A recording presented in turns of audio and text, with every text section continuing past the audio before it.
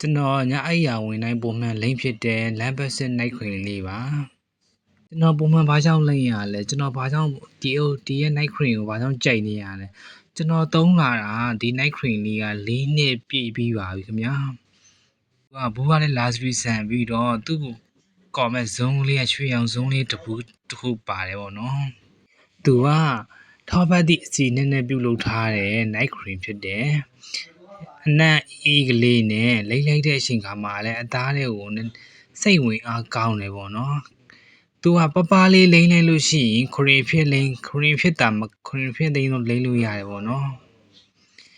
ထူးထူးလေးလိမ့်လိုက်လို့ရှိရင် night mask အနေဖြင့်ပါအသုံးပြုလို့ရပါတယ်ခင်ဗျာ